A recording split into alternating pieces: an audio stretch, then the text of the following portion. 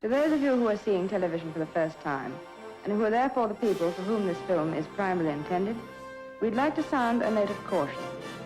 Television is essentially the entertainment of the home viewer, and is the family group that our producers and artists normally consider to be their audience.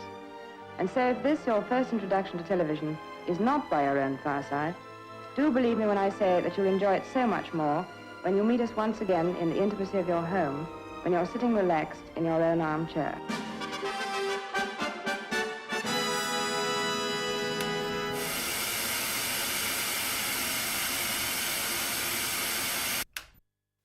The news from Channel 4 tonight, dominated by the reality that Colin Driver is leaving us. After 25 incredible years, he's retiring from the channel. But before Colin goes, we want to pay full tribute to the unstinting dedication he's shown to television since that day he first set foot in the BBC training centre at Evesham way back in the 5th of September 1966. Wow, I was still a child. Without the Silver Fox, where would we all be now? Take a look at this.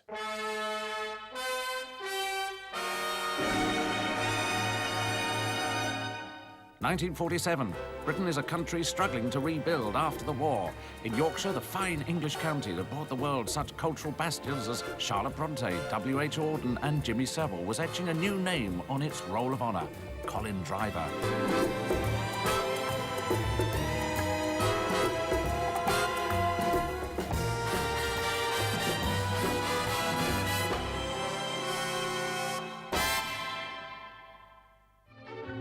The baby that would become the Silver Fox was born in Bradford on the 9th of March, 1947.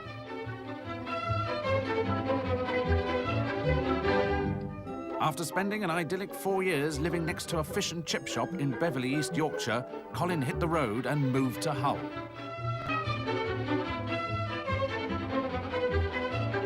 And in a spooky portent of what was to come, moved into a house number 124.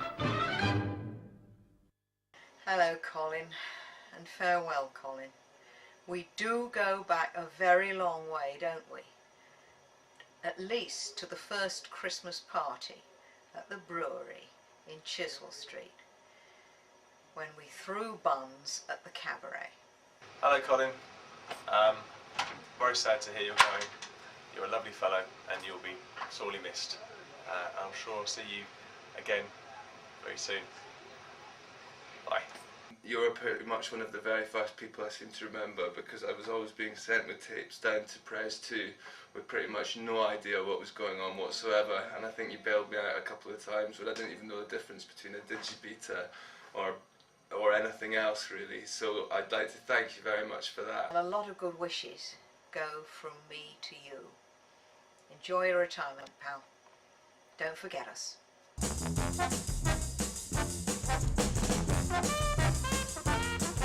As Colin grew up, he, like many young men, spent hours in his room fiddling about. Colin, however, was tinkering with machines, taking things apart and struggling to put them back together again. Radios, washing machines, and famously, one wet Sunday, the Humber Bridge.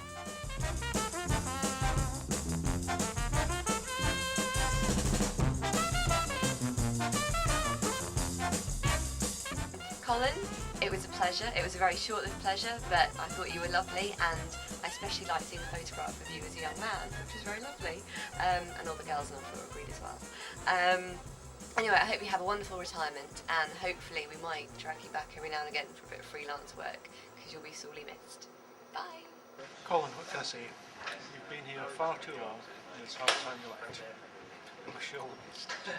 Hi Colin, it seems a long time now since you taught me how to operate Pres Edit just down the way here. All the best to your retirement.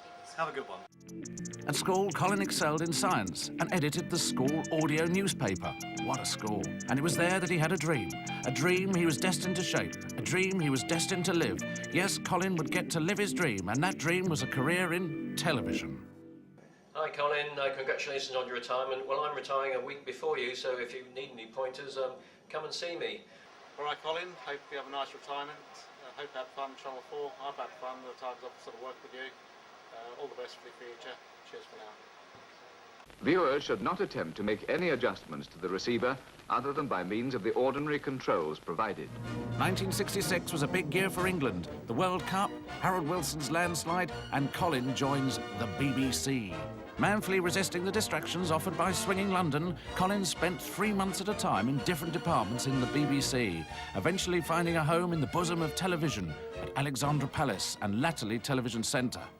The Silver Fox is a legend. I mean, what he can do with his hands has put a smile on the face of many over the last 25 years. He's a real inspiration. Good luck in your retirement, Colin Superhands Driver. Whilst not forging a career in broadcasting, Colin found time to marry his childhood sweetheart, Mrs. Colin, and have 2 children, Jane in 1969 and Paul in 1974. We've got a transmission problem at the moment. We're really busy. Bye, Colin.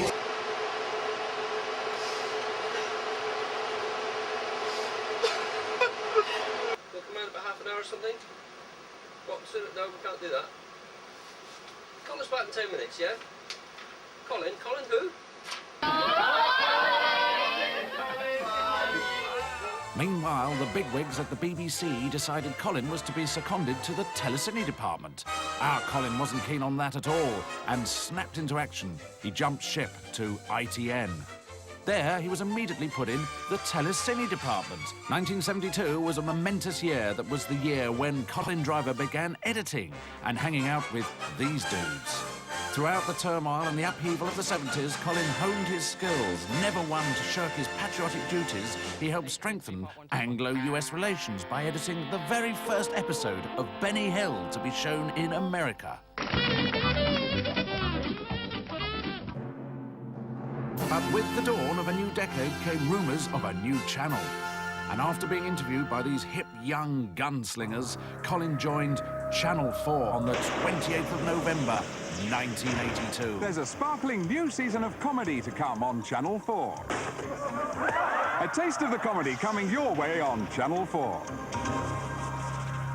For 12 years, he beavered away in Charlotte Street, where his influence continued to rise, eventually overseeing the design of the edit operation and the move to the shiny new building at Horsefree Road, where he has continued to edit, manage and help oversee the ever-changing nature of the edit facilities until this sad but auspicious day. Oh, boy! That looks like a great party! There's the week ahead on ITV and Channel 4. TV Time stands for the best in entertainment every week. There's someone called Colin who works at Channel 4. Colin? Yeah, he's called the Silver Fox. He's been here for 25 years, so... Channel 4 hasn't been going for 25 years, has it? Yeah. Really? So it's a little message for him to be played at his retirement. OK. I've never heard of him. I'm sorry about this, Colin, but I've just done 2 shows, you know what I mean? And I'm half dead, and they sit me here behind this sodding desk and they say, tell this fella called Colin, alias the Silver Fox, congratulations for 25 years at Channel 4. I haven't had a fucking invite to your party, have I? Oh, no. But wish him all the best. That's wonderful, that is. It's dear, whatever. So, Colin Driver, it's now time for you to make your escape from Channel 4. Keep in touch and keep sending the postcards from your exotic holidays. You're leaving the channel with the thanks and the very best wishes of everyone here.